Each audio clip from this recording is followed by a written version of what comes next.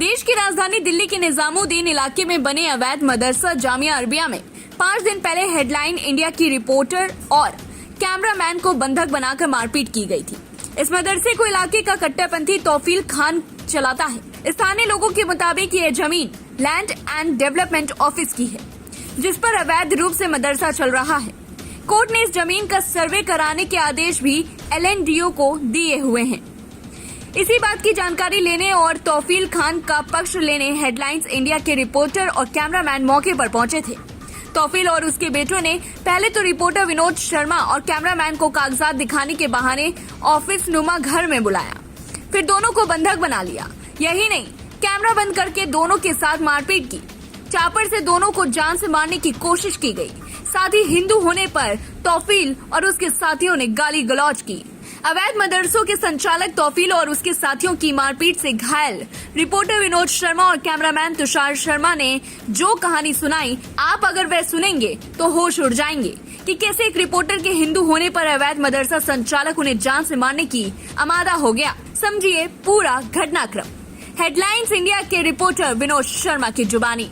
हम लोगों को खबर मिली थी कि दिल्ली के निजामुद्दीन इलाके में LNDO की जमीन पर एक अवैध मदरसा संचालित हो रहा है। कोर्ट ने 3 साल पहले इस जमीन पर सर्वे कराने के आदेश भी दिए थे, लेकिन अभी तक कोई कार्रवाई नहीं हुई। इसी हकीकत को टटोलने मैं अपने कैमरामैन तुषार के साथ गया था। यह अवैध मदरसा निजामुद्दीन इलाके में DPS स्कूल के पास में है। इसका नाम मदरसा जामिया अरबिया है। मैं जैसे ही मदरसे के कैंपस में पहुंचा तो देखा कि यह करीब 2000 गज से ज्यादा की जमीन है, जिस पर मदरसे के नाम पर मकान बनाए गए हैं, जिनमें कई परिवार रहते हैं। हमारी मुलाकात अवैध मदरसे के संचालक तौफील खान से हुई। वही इसे संचालित करता है। हमने कैमरा ऑन करके तौफील से जमीन के बारे में सवाल पूछने शुरू किए।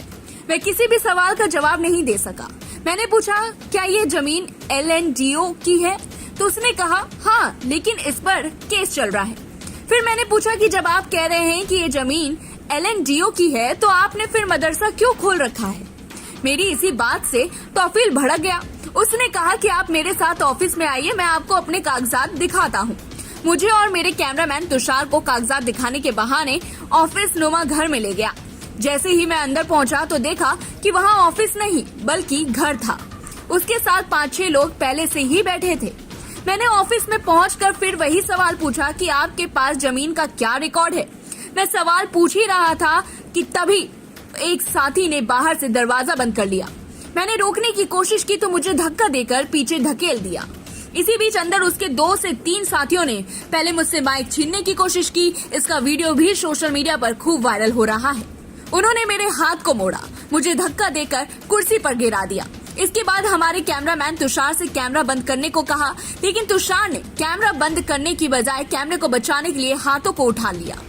इस पर तौफील ने डंडों से तुषार पर हमला किया। इससे कैमरे के लेंस टूट गए।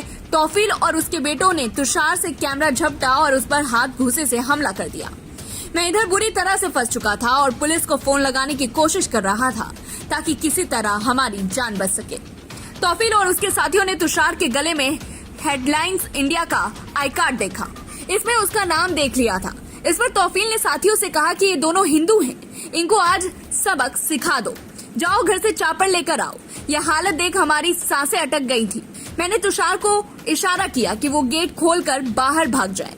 तुषार ने ऐसा ही किया, लेकिन तुषार जैसे ही भागा वैसे ही तौफील और उसके गुर्गों ने तुषार के पेट और प्राइवेट पार्ट पर लात घूसों से हमला कर दिया। वह गिर गया। मैंने बीच बचाव किया। तभी मौका पाकर तुषार ऑफिस का गेट खोलकर बाहर भाग निकला। उसने बचाने की गुहार लगाई, लेकिन किसी ने एक भी नहीं सुनी। करीब 1 घंटे तक तौफील और उसके गुर्गे ने हमारे साथ मारपीट की। फिर कुछ देर बाद दिल्ली पुलिस आ गई। वो हमें और तौफील को थाने ले गई। मारपीट के दौरान मेरे अंगूठे में काफी चोट लग गई थी। वहीं हमारे कैमरामैन तुषार के गले, पेट और पैर में काफी चोट लगी। उसे चलने में भी दिक्कत हो रही है। अवैध मदरसा संचालक तौफील की दबंगई देखकर आसपास के लोग भी दहशत में आ गए हैं। इस खबर में बस इतना ही। ऐसी तमाम बड़ी खबरों से जुड़े रहने के लिए हमारे चैनल को सब्सक्राइब करें।